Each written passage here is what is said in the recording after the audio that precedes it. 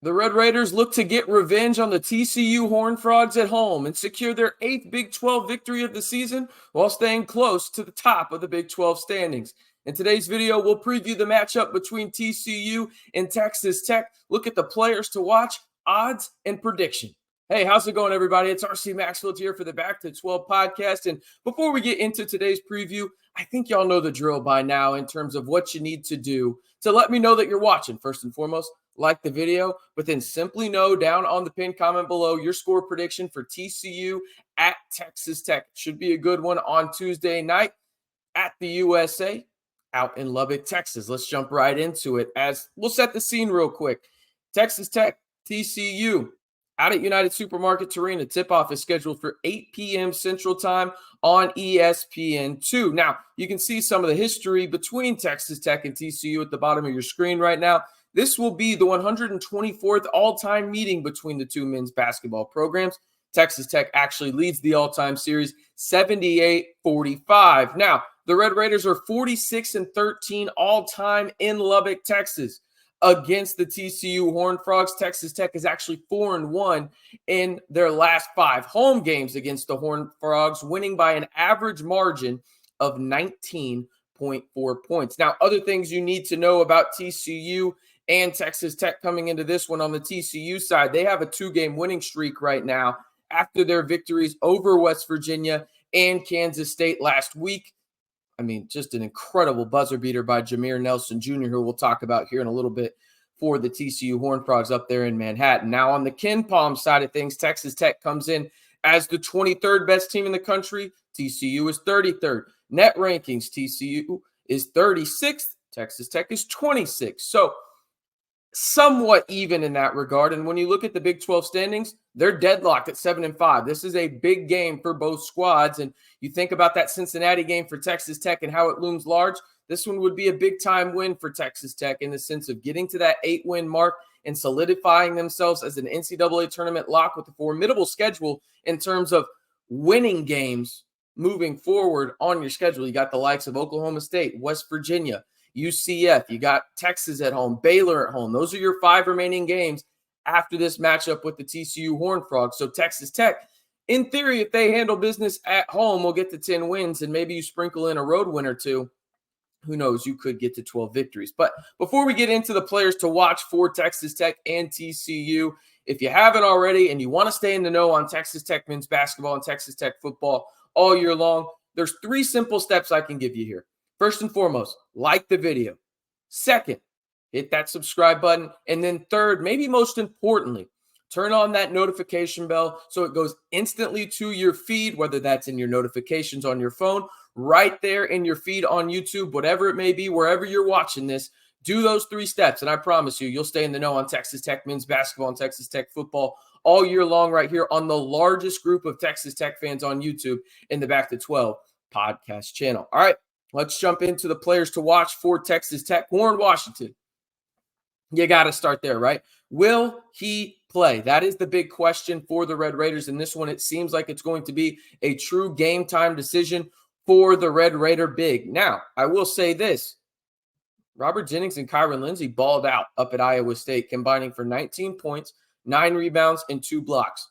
You'll take that any day of the week. Robert Jennings was actually your second leading scorer in that matchup for Texas Tech at Iowa State. That is the name to monitor, though, because let's face it, Warren Washington changes the game in a multitude of ways for the Red Raiders. Now, speaking of a game changer for Texas Tech, Darion Williams, he has 3 double-doubles in a row. During that span, he's averaging 18.3 points per game and 11.6 rebounds per game. He is the go-to guy for Texas Tech right now and a true game changer in the sense of defenses have to take credit for him, not only on the block where he is a cerebral passer using his size, but also on the perimeter where he is shooting north of 40% over a good span in the Big 12. So Darion Williams is the guy to know in terms of the go-to guy for Texas Tech. Now, the go-to guy for Texas Tech for a large part of the year has been Pop Isaacs, and he's the next guy we're going to talk about here because in his last 3 home games, he's only had 12 points per game, 4.3 assists.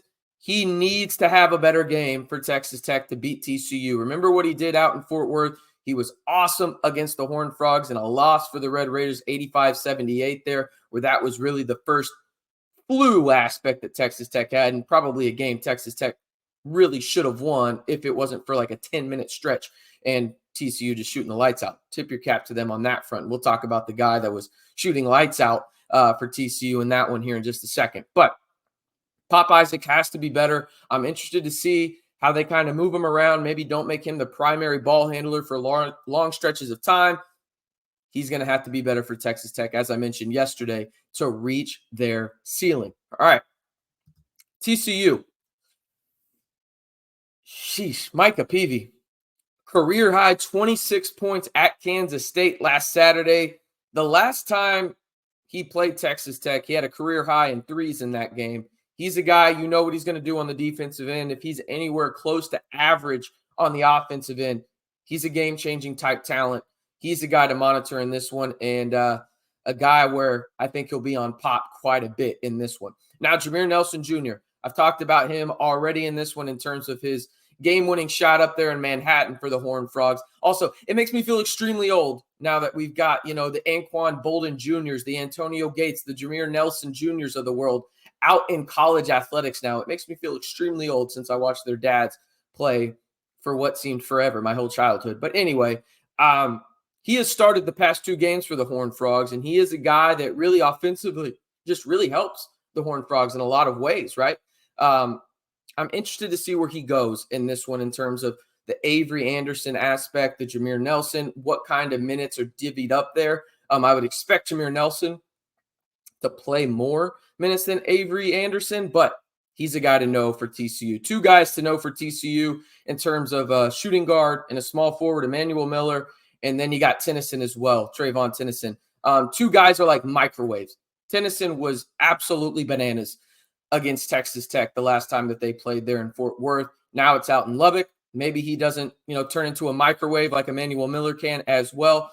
Those guys combined for 34 points against Texas Tech last time that they played. They're going to have to really cool off, and Texas Tech is going to have to make an impact on the defensive end to slow those guys down. Now, the matchup I'm watching in this one is Emmanuel Miller against Darion Williams. And the reason being is this. You saw Micah Peavy guarding for the majority of the game guards of Texas Tech, really bringing that size element to make Joe Toussaint, Pop Isaacs, Chance McMillan, whoever it may be for Texas Tech at the guard position, a little bit more uncomfortable. I think Emmanuel Miller will match up against Darion Williams, and that will be a primetime matchup, especially with the way Darion Williams has been playing late. Again, 18-plus points per game, plus 11 rebounds per game in his last 3 games, 3 consecutive double-doubles. Oh, and against number 6 Kansas, he had 30 points and didn't miss a shot, was 12 for 12 from the field. So that's the matchup I'm watching in this one. As for the odds, Bart Torvart, T-Rank, has Texas Tech as 5.5-point favorites against TCU at home.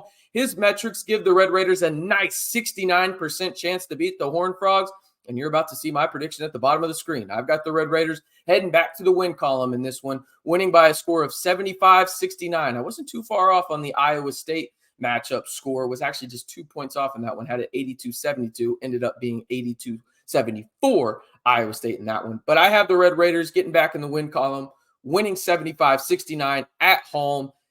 And they got a big game next Saturday, too, on the road, as well, every big game in the Big 12.